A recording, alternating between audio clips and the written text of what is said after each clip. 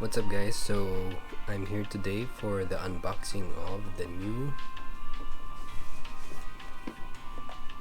iPhone 11 Pro Max.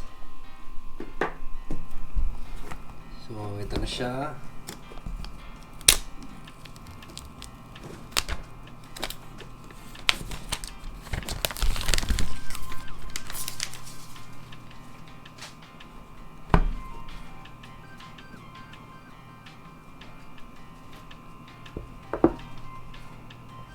So this is the 256GB version.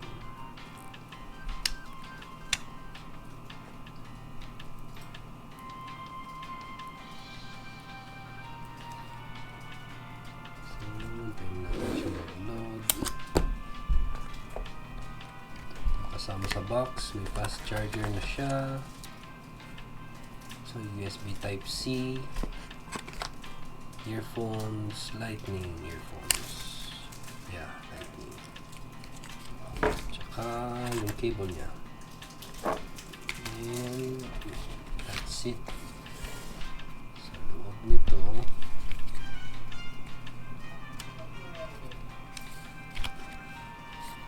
Apple stickers and yung pang sundot sa SIM card.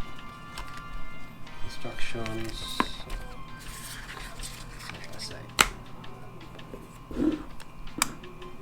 So, set up naman natin to.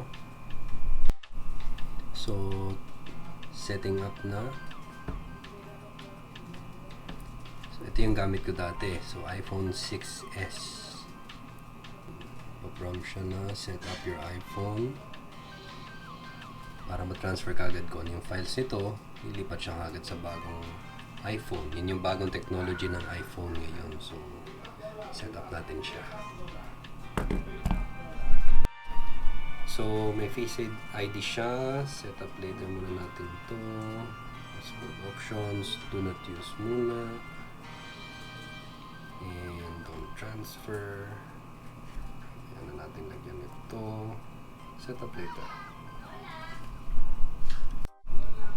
So, agree. Continue. Not now. Set up later. Set up later. Don't share. True tone display. Oh, okay. Yan yun. Light or dark? Light mode muna tayo. Standard size. And continue. Access controls. Yan. Welcome to iPhone. So, ayun yan. Unboxing. Gagamitin ko na muna yung 18W charger niya. And of course, USB Type-C siya. Comes with the cable. USB Type-C din. And yeah, that's it. So, after a week, gagawa ulit ako ng isa pang video ng hands-on kung anong pakiramdam na pag-upgrade sa iPhone 11 from iPhone 6s na gamit ko before. So, ito na gagamitin ko ngayon. So, that's it guys. Watch out for the next video.